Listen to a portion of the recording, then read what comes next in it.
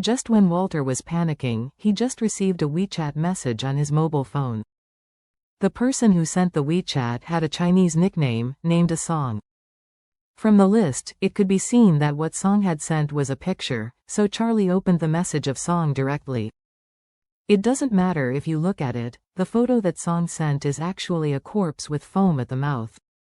At this time, the corpse was lying crookedly on a seat in a car.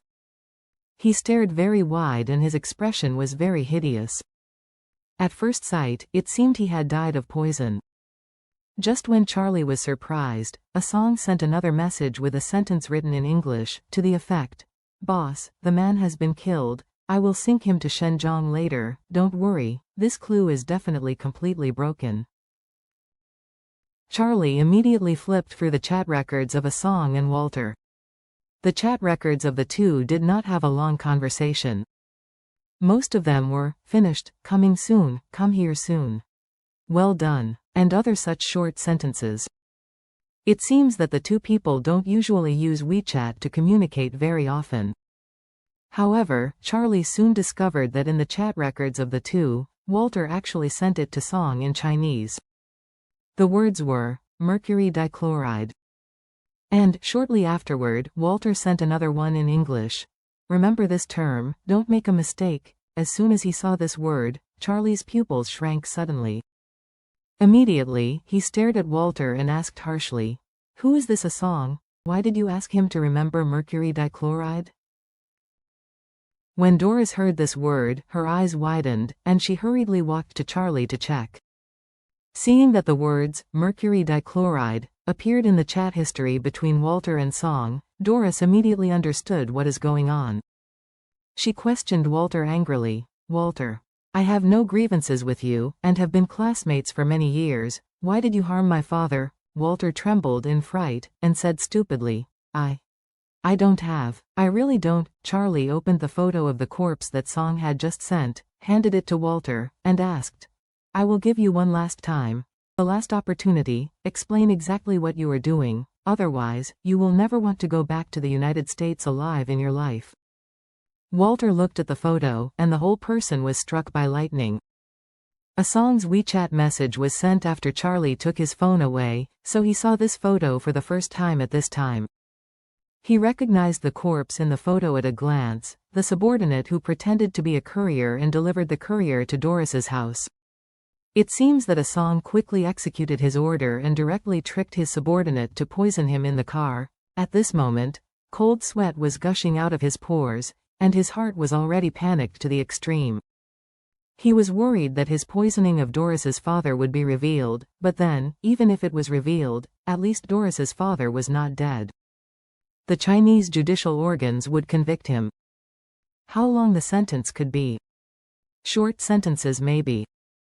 However, this subordinate is dead. He instructed a Song to kill that person himself, so he can't escape this intentional homicide.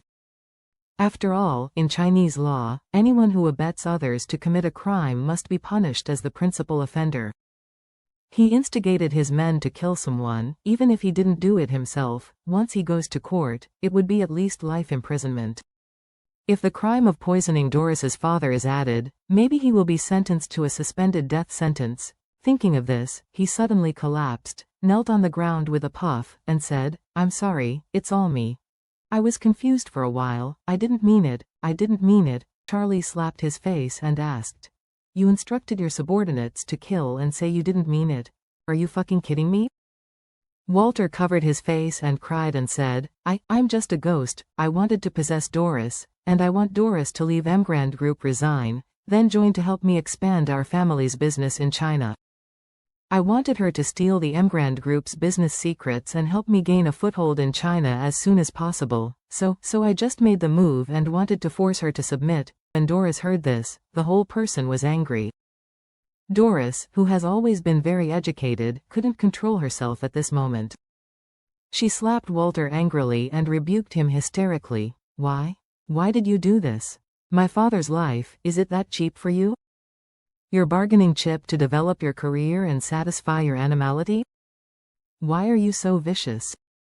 Tell me, why? Doris's mother heard this, and her blood pressure soared. She shivered and rebuked. You beast. You pay back my husband's life.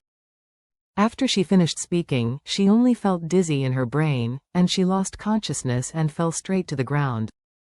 Doris's face was shocked, and she blurted out subconsciously and shouted, "Mom!" Charlie hurriedly held Doris's mother, and then checked her breath and found that it was just an insufficiency of blood supply to the brain caused by her anger. Life was in danger, so he gently helped her to lie down on the sofa. At this moment, Walter covered his face and cried bitterly. "Doris, I beg you to forgive me this time. I can call the staff in the United States immediately and ask them to perform kidney removal surgery on the donor. Tomorrow morning send over to the uncle for transplant. I can give you $10 million as compensation. If 10 million is not enough, then 20 million, said Walter, crying again and begging. "Doris, please, give me a chance. Please, don't hand me over to the police." At this time, Walter is not afraid of Charlie as much as of the police. He felt that Charlie would beat him up, but his real trouble was the judicial department. After all, he's not from China, and he doesn't have many personal connections in China. If he is arrested by the police and prosecuted, he would be sentenced to a suspended death sentence. Walter still has some understanding of Chinese laws. Once sentenced to death with a suspended death sentence, even if he is actively reformed in prison, he will never think of coming out of it for at least 20 years. He is the eldest son of tens of billions of dollars family, living a life of the most top, most extravagant, most wanton, most presumptuous dude. If he were to go to prison for more than 20 years, it would be more painful than killing him. When Doris heard his pleading, she suddenly trembled with anger. She stared at Walter hard and screamed coldly, "I tell you, Walter. In any case, I will not let you escape the law. Wait, I will call the police and get you arrested." Walter was so frightened that he cried and wailed, "No, Doris, I beg you, Doris, don't hand me over to the police. Even if you don't want to forgive me, you must consider Uncle's life. If I really get caught, who will find you the kidney source? Who will save your father's life? As a daughter, you can't just watch your father die."